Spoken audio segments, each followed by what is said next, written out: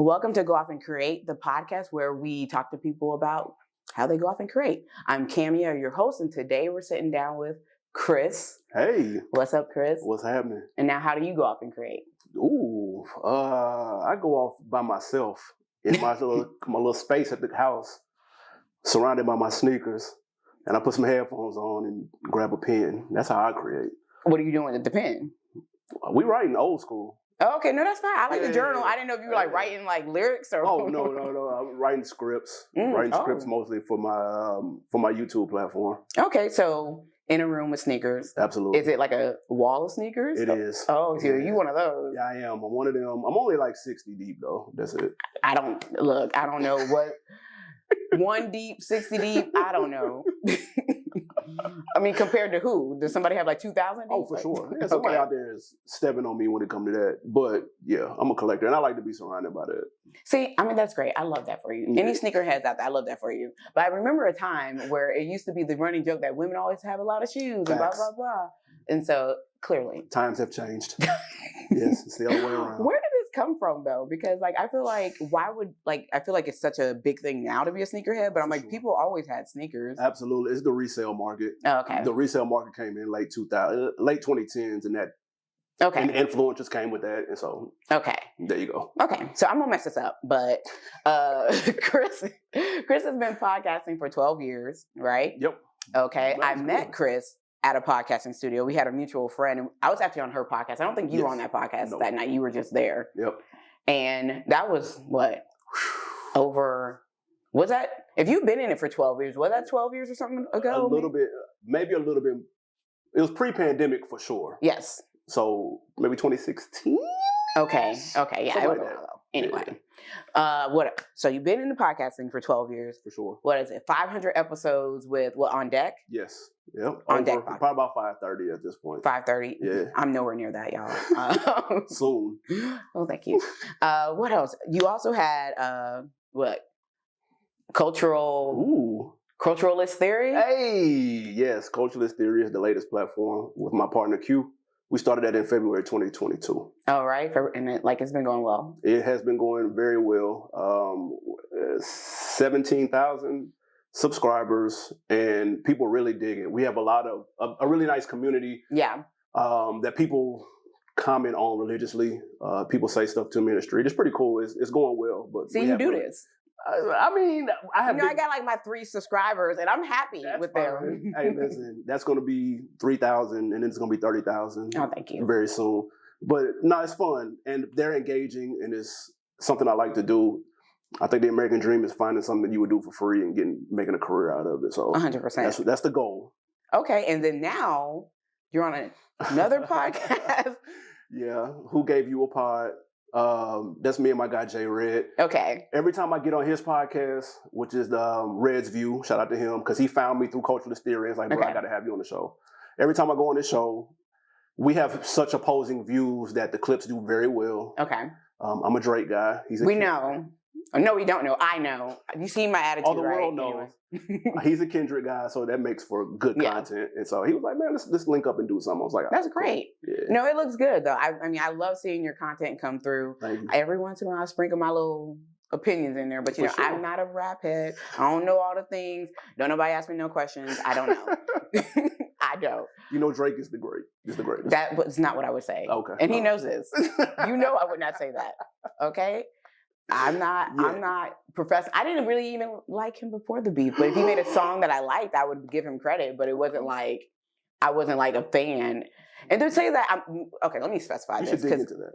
I will, thank you. Yes. I'm going to dig into it because I think some people hear when you're not a fan of something that you're like a hater or a troll. That's a good point. I'm not that. Like, I think for me, when I say I'm not a fan, means I'm not buying their albums. I'm not going to their concerts. If they do something I like, then I'm like, okay, cool. But outside of that, I think like true fans are people who like are buying tickets and going to concert merchandise. Yeah, so that's why I say I'm not a fan. That's fair. And I think anybody else outside of that, if they're like purposely trying to tear them down, then you're just a hater. You're hating at that point. Okay, so don't come for me. All right. Don't come for me. So I'm saying all that to say, but you're still doing the other podcasts. You're not just on Who Gave Him a Pod. That's just you going in every once in a while. Or... Absolutely. We're doing that monthly for right now, just for time's sake. and just I don't want to overload my plate. Okay. But I did want to. He made a good point. Again, our stuff does very well, and he's like, bro, just come on. He talked me into it. I was like, okay, cool, I'm with it. And he's a cool dude. And so yeah, so we're doing that right now. Okay. Juggling a few things. So did Chris always want to be a podcaster? So like you said, I've been doing it for 12 years. Shout out to me and my guy Lou. We started On Deck in 2013 before people really knew what a podcast was. And so trying to explain that to people, the education piece was really tough.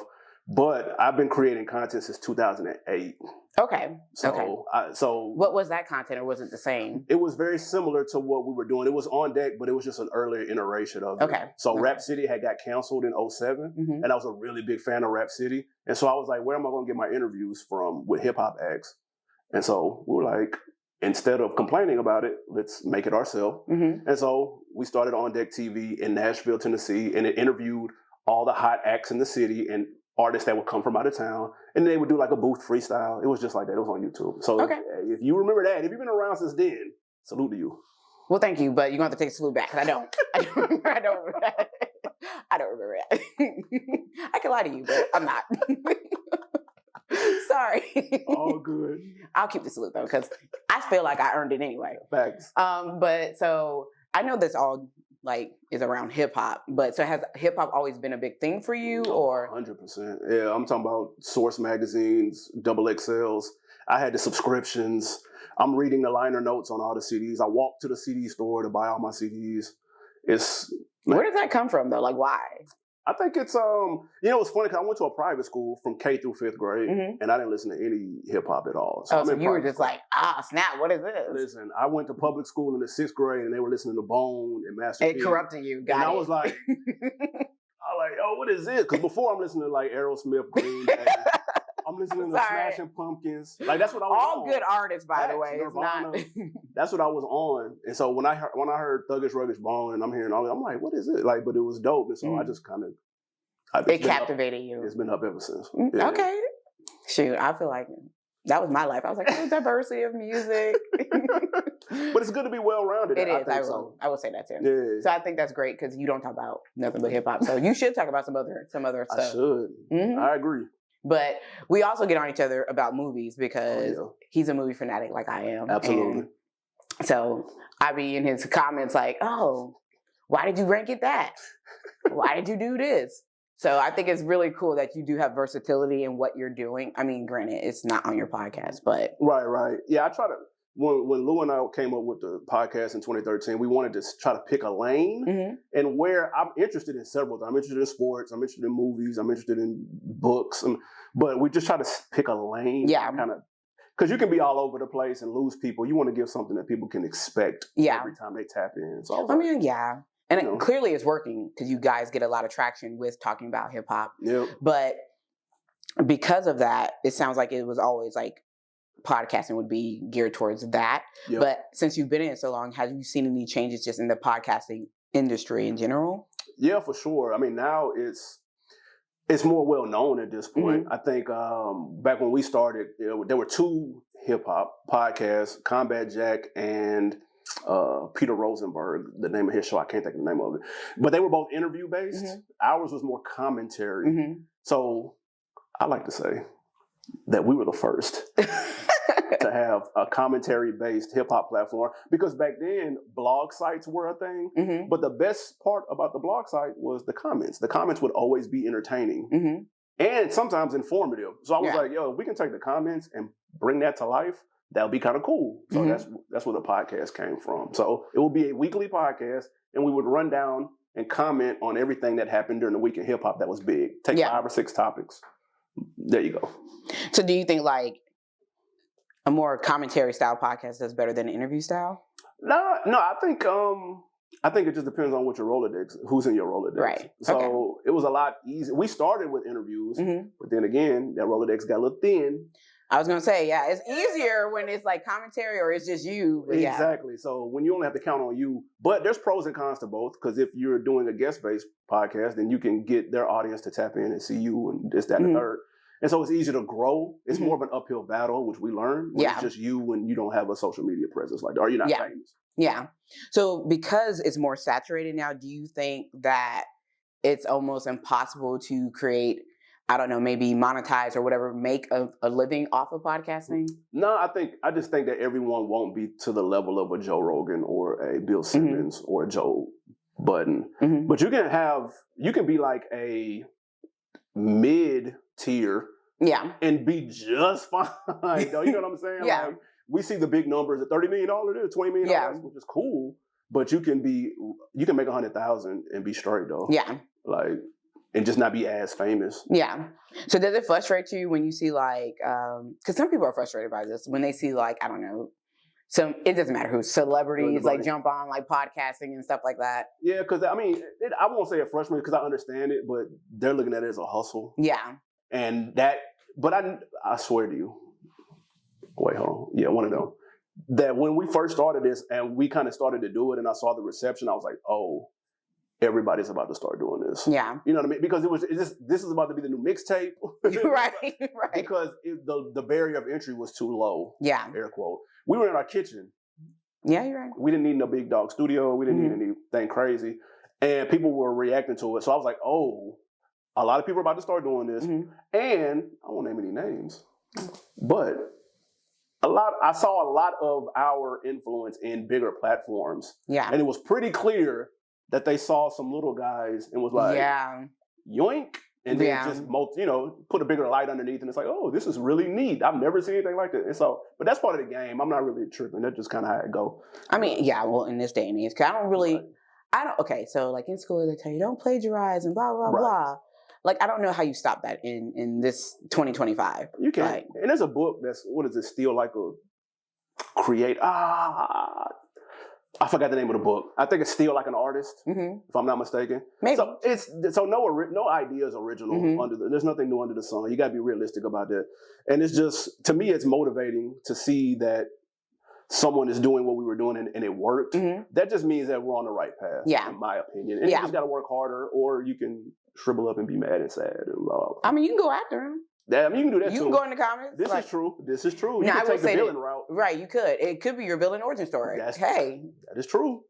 But I will say this, like, yes, when it comes to creativity, like, there might not be any new ideas, but how you deliver that could be new. True. So if you see someone delivering something in the way that you talk, or like your cadence or your words or whatever, then it's like, okay, yeah, you are definitely biting me. Like, yeah, I may not have invented this dance, right? But it's like you're doing it in a way that is resemblance of me, though. I agree, and as long as they're giving credit, then it's cool. We've influenced, because our platform, Culturalist Theory, we saw two channels, Looper and Watch Mojo. They were doing something similar, but they were doing a lot of non-urban acts. Yeah, we'll say that. And so we were like, yo, like, where's the Tupac stuff, and where's the Brandy, and but instead of asking for that, it's like, we'll just make it on our own. So that the influence came from them, but we just remixed it and put our sauce on it. And I think that's okay. I think a lot of people could do that. I don't think some people do. No. And I'm only saying that because I feel like people get in like this space of like, the beautiful thing about creativity is it allows you to think outside the box. Right. I think so many people don't think outside the box. They see something, they see it works, and they're like, oh, I'm just going to recreate that. Yep.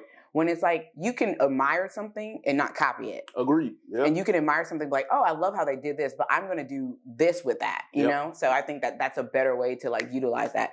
Yeah. Unless it's a challenge. That's true. I'm not going to lie, that used to bother me early on. I'd be like, yo, come on, man. But I've gotten to the point where I get it. And I'm flattered. Because there's people online that have like, man, yo, I've started to do lists now because y'all do lists. And I'm like, okay, cool. I appreciate that.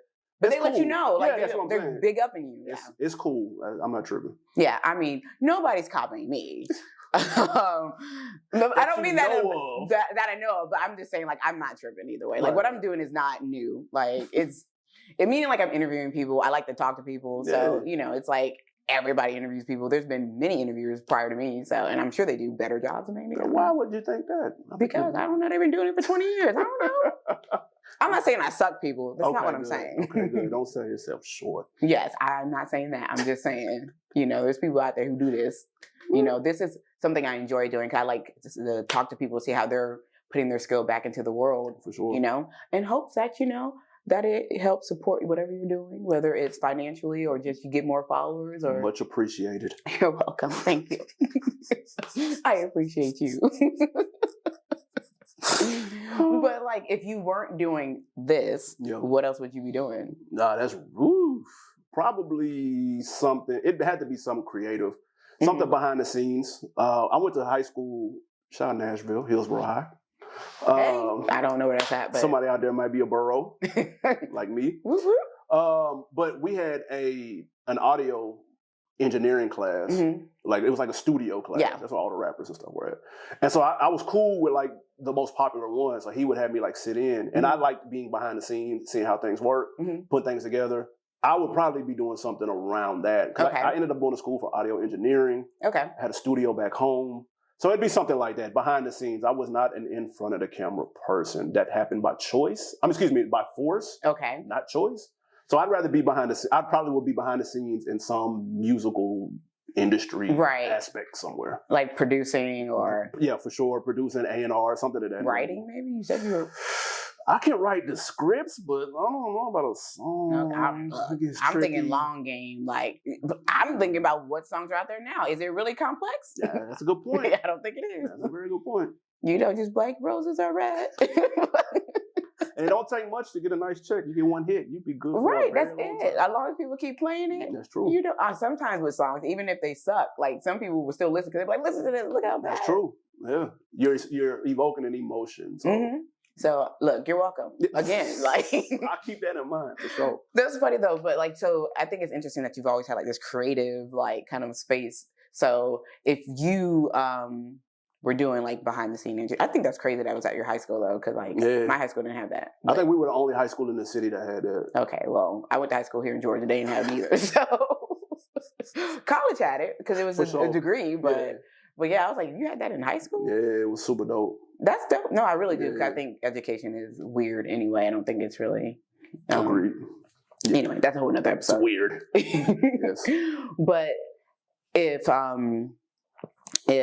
like you were to like make a song, or not make a song, but like produce something now, like would you produce podcasts? Like if it wasn't in like the vein of... Yeah, I would. That would be something cool too. I like storytelling because at the end of the day, that's really a good podcast is about storytelling, even if it's in an interview format or if it's in a traditional, true crime or whatever the case may be. So yeah, I would definitely like to do that. I think I'm pretty good at that because I edit and do all of that stuff. And so we've done podcasts before that's like narrative where it kind of do like a bunch of world building and it kind of sounds like you're there. So I would, those are things that I would include that in behind the scenes production of some sort of creative aspect for sure. Okay, that's cool. I mean, because like we need a producer. You want to help us? You got the job. I'm cool. Hired. But what would you do for fun? What do you do for fun, should I say? So I love me some movies, of course. We talked about that. I'm in the movies all the time. Shout out to the AMC Pass. They should have never gave me that. That was a terrible idea on their part. My wife, we run that up. But traveling to, really big on travel. My wife put me on game. I had never been anywhere. Really? Outside the country. Okay. Before I got married. And I was like, as soon as I stepped off the plane, I was like, oh, I got to do this more often. Shout out to your wife for introducing you. Facts. I didn't do any of that. You know what I'm saying? It was Kentucky or, in the South. But that was it. That's wild to me. Yeah, I'm sorry. Like, there was like...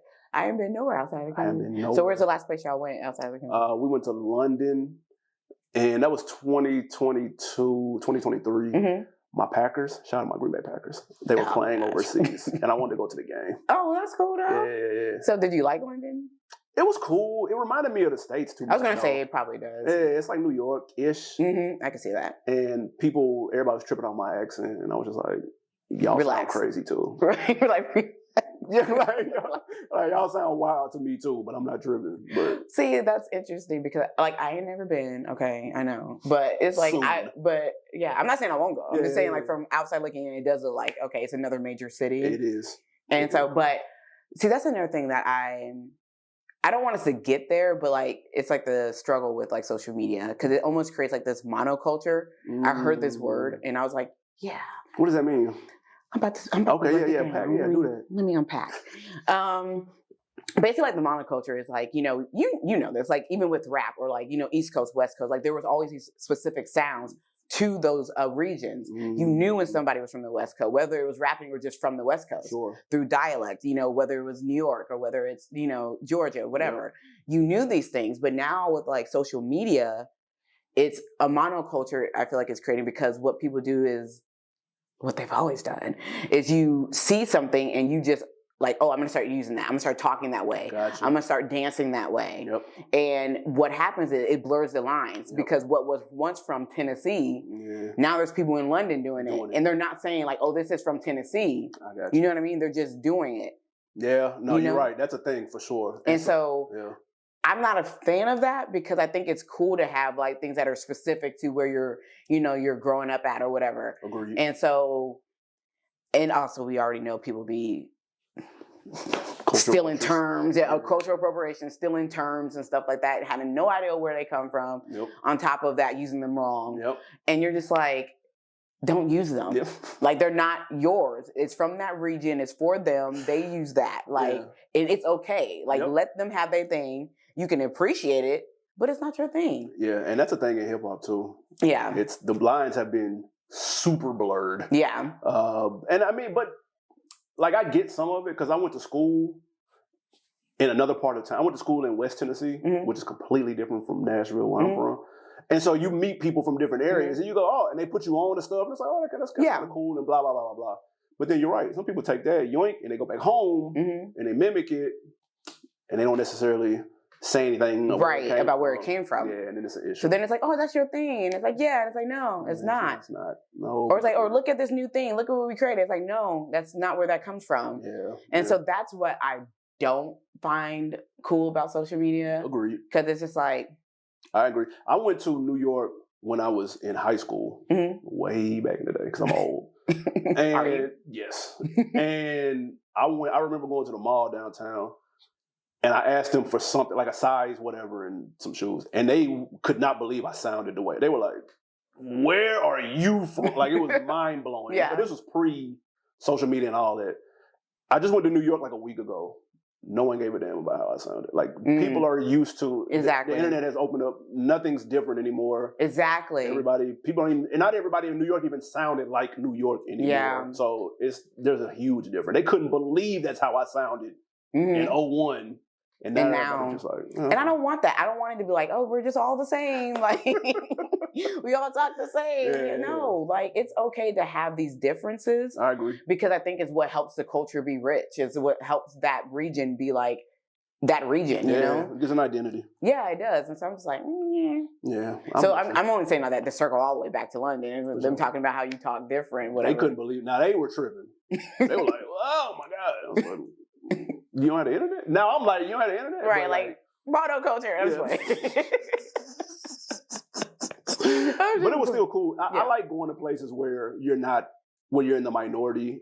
Yeah. In that way. Yeah, absolutely. Because it's appreciation. They're not like trying to give you a hard time. They're just like, oh, wow. It's cool. Right. And I mean, if it was vice versa, it'd be the same. Like if someone who had a British accent was here. Agreed. Like you're like, oh, I used to work with someone who was actually from I don't even know where they're from, but we'll just say across the pond. Right. And I used to be like, it was never like the accents are cool. Yeah. But I was like, why? Like, why Georgia? You know, like what attracted you about here? Yeah. You know, that's always my curiosity. Like, why did you choose here? It's intriguing for sure. And then it's cool because then they get to ask you about like American culture and stuff. And so they're like really curious. And then I get to ask them about culture because I like to get tour guides and stuff, like personal tour guides. And I always ask them the lay of the land, like in terms of how people think. And how do they see us? And it's really cool. Absolutely. Yeah. No, I get it because I know that lens is very. Yeah. It could probably be real crazy right now, but anyway, whole other podcast. Oh man, and I don't say us like them. Yeah, exactly. Like me, no, but it looks crazy now. For sure. It does look crazy. We'll make it out. We'll make it out. I know we will. We got to. But so to talk about rap, because I know London has a rap scene. I don't know if you were interested in checking that out when you were there or. No, but. That's okay. Since I've been back, I have been listening to an artist from overseas. It's the first artist I can listen to from overseas. His name is Central C. He dope. Okay. But and because he's got the accent and stuff, now I'm kind of trained. Mm-hmm. And it's cool because he's saying the same words that we're saying, but since they pronounce them differently, he's able to rhyme them with Other different things. words that we can't. Yeah. And so it gives it like a new layer of.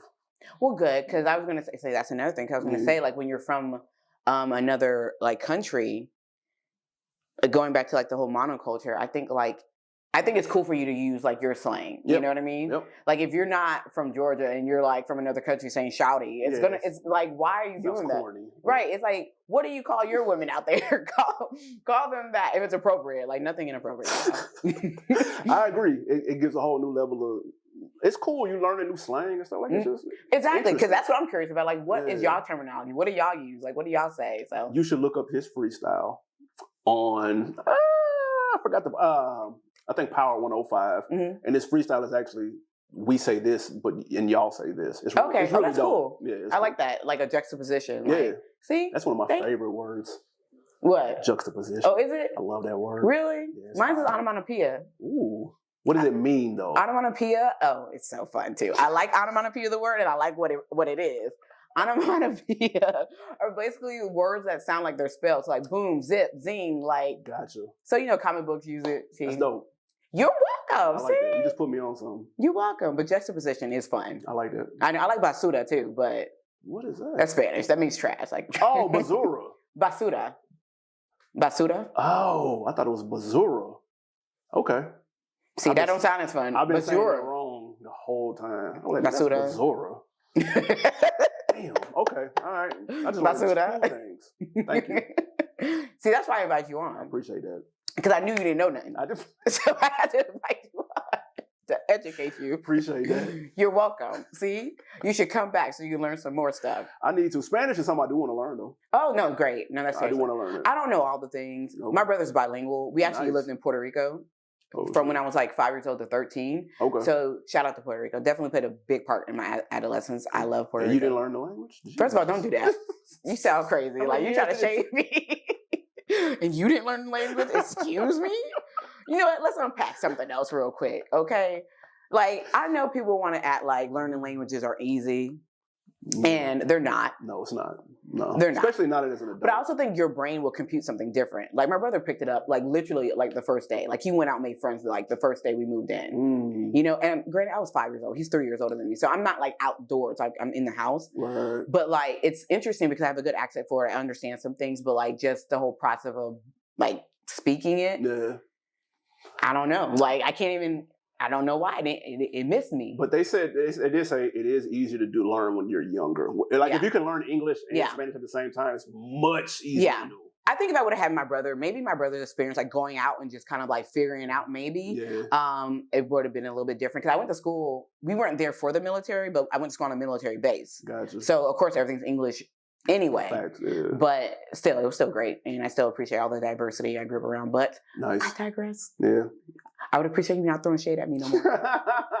I'll take it back. Thank you. Let's drop you in a Spanish country and see how much Spanish you learn. Make it work. Right? You might come back bilingual. Yeah, you might come back. And if you don't, I'm gonna be like, you didn't pick up the language. I'm gonna give you a hard time. That's a dream though. I wouldn't mind doing it. No, I think it'd be dope. I honestly advise anybody. Like if you have the opportunity to go live in another country and like immerse yourself in the culture, do it. I would love to do that. Do it. I think it'll be a great experience for you. It's on my bucket list. All right, well, come on, bucket list. Well, tell the people where they can find you at, what you got going on. Where am I at? You can find me on social media, animal_brown. Please tap into my various platforms, On Deck TV if you're a hip hop fan, Culturalist Theory if you are a hip hop fan, and Who Gave You a Pod if you're a hip hop fan. Please tap in. Thank you very much. Yes, and Go Off and Create is Go Off and Create on Instagram, on YouTube. That's where I'm at. All right, so just look it up. You'll find me. And